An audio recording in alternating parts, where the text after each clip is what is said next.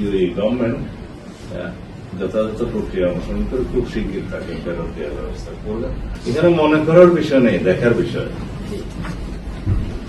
আগের যে কোনো সরকারের তুলনায় আমরা যেই গতিতে যে স্পিডে কাজ করছি মাননীয় প্রধানমন্ত্রীর নির্দেশনায় সর্বোপরি সেটা নিশ্চয়ই আপনাদের দৃষ্টিগোচর হচ্ছে।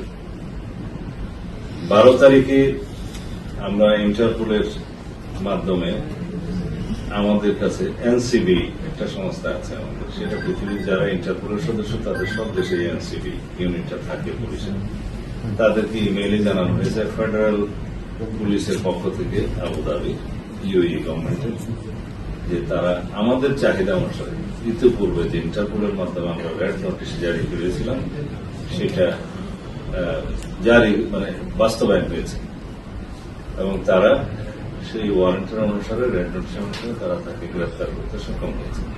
তাৎক্ষণিকভাবে তারা ইমেইলের মাধ্যমে আমাদের এনসিবিকে জানিয়েছে। আমি সেদিন বিকেলেই মহান জাতীয় সংসদে সেটা সারা জাতিকে অবহিত করেছি 300 ধারা বিবৃতি এবং ওখানেই বলেছি যে ইমেইলে তারা আমাদেরকে অনুরোধ করেছে 30 দিনের মধ্যে যেন আমরা আমাদের সমস্ত কাগজপত্র পাঠিয়ে দিই তাকে দেশে ফিরিয়ে নিয়ে আসার জন্য।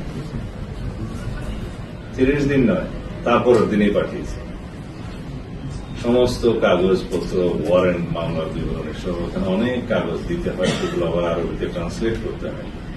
আমাদের অফিসাররা রাতে 9টা পর্যন্ত কাজ করেছে সেদিন, 144 পাতা। সেটা আমি সংসদে বসে রাতে 10টা বাজে সাইন করেছি এবং সেই দিনই পাঠিয়েছে আমাদের পররাষ্ট্র মন্ত্রণালয়। মাননীয় পররাষ্ট্রমন্ত্রীকে আমি একটা আনঅফিসিয়াল কপিও সেদিন হ্যান্ড ওভার করেছি। অফিসিয়ালি তারপর দিন সকালবেলা আমাদের সচিব, সিনিয়র সচিব, পররাষ্ট্র মন্ত্রণালয়ের সচিবের সাথে সশরীরে সাক্ষাৎ করে সেটা হ্যান্ড ওভার করেছে এবং ওই দিন বিকেলেই পররাষ্ট্র মন্ত্রণালয় তাদেরও একটি আরবিতে ট্রান্সলেট করে বিষয় পিটিশন সেটা করে ওই বিকেলেই তারা ডিপ্লোম্যাটিক ব্যাগে করে ইউএই গভর্নমেন্টের কাছে পাঠিয়েছে। আমাদের লোকাল যে এমবেসি আছে ইউএই এমবেসি তাদেরকে জানিয়েছে।